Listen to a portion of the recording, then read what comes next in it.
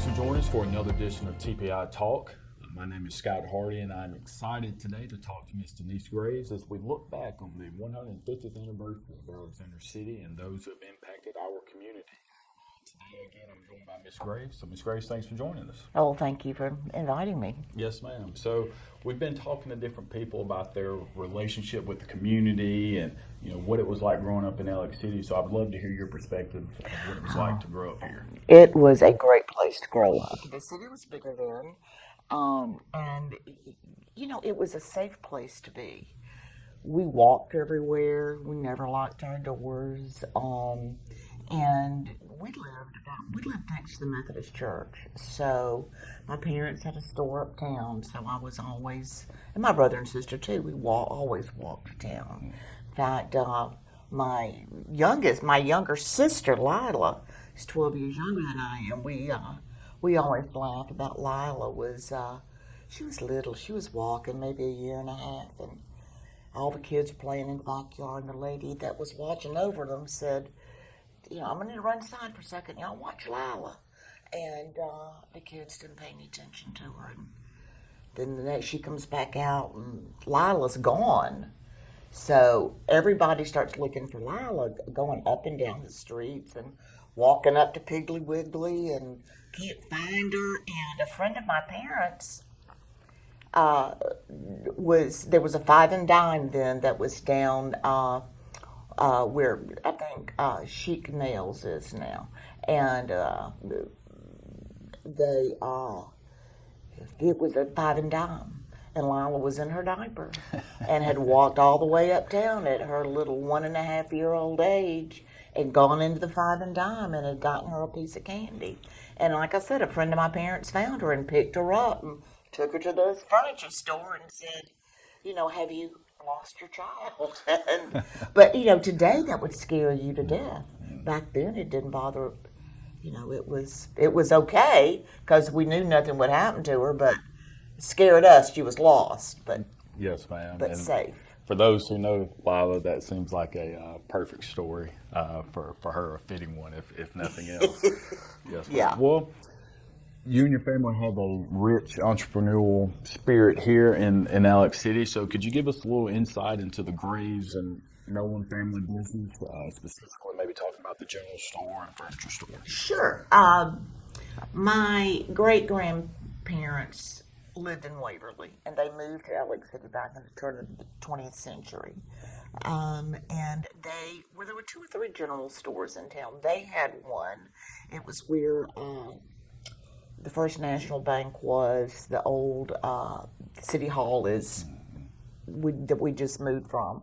And they had a business there. And as the city grew and as the needs grew with the people, it really kind of morphed into a furniture business. And it moved across the street to where the old Graves building is now on Main Street. And my great-grandfather, it was handed down to my grandfather, and my grandfather ran it until 1965. And then in 1965, my father and mother bought it from my grandfather and ran it until into the 21st century. And then my sister and her husband bought it from them and ran it as long as it was viable. And so we always laugh. We'll go to estate sales and around the area and like, oh, this came from Graves Furniture.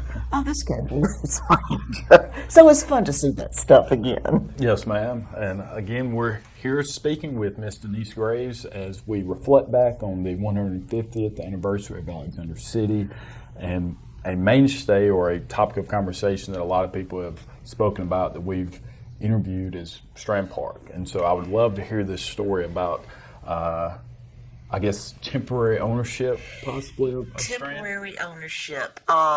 Yes, from Tallapoosa Street to Alabama Street, Strand Park. It used to be lots of stores ran from all the way up and down that area, and it was owned originally by my great grandfather and old Mr. Ben Russell. They developed that piece of land and got those buildings there and built the movie theater there. Well, Mr. Ben saw the opportunity to have a movie on Sunday because people wanted something to do on Sunday afternoon. Well, my great grandfather was not about doing anything on the Lord's Day other than serving the Lord. So he and Mr. Ben kind of dissolved that business relationship and let Mr. Ben take over the Strand and open it on Sunday. I don't think my great grandfather ever attended a Sunday matinee, but the opportunity was there for him.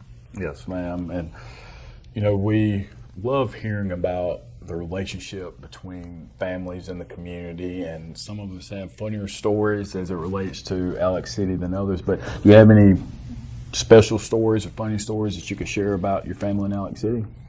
I think the most talked about character in our family was my great grandmother. She was a force to be reckoned with. She pretty much got her way from my great grandfather, and he was a very hard man, but she was one of those that got her way with him, and she did not drive well. And there are funny stories about her driving, but one of the stories and I don't ever see it anymore, all the old families in Alex City say that their grandmother or great grandmother invented ribbon sandwiches. Have you ever had a ribbon sandwich? I'm not sure if I have or not. I don't believe so. Well, she invented them. This is her story. Back during World War One, when there were everybody was on rations, she had her rations, and it's a triple decker sandwich that is peanut butter and jelly, pimento cheese, and then peanut butter and jelly. Yes, I have had. You've had Yes, one ma'am. of those, and you cut them up. Well, she was the one that invented those, she says. So, but she had her own pew at the Methodist Church. And if you were a visitor and you were sitting in her pew, she quickly told you that was her pew and that you needed to find you another place to sit. But I guess the most famous story with Mama Faye was her hitting the train. Have you heard that story? I've heard bits and pieces of it, but I'd like some clarification today. Well, she was not a good driver, as I said. And my great-grandfather always got her the biggest car, so if she were in a wreck, she would not get hurt. And so she was going uptown one day. Now, they only lived a block and a half from the railroad track, but she was in the car, and she was going to go to town one day. And this train came through town, and it stopped, and she needed to get across the train track. And she blew her horn, and the train didn't move. She blew her horn again, the train didn't move.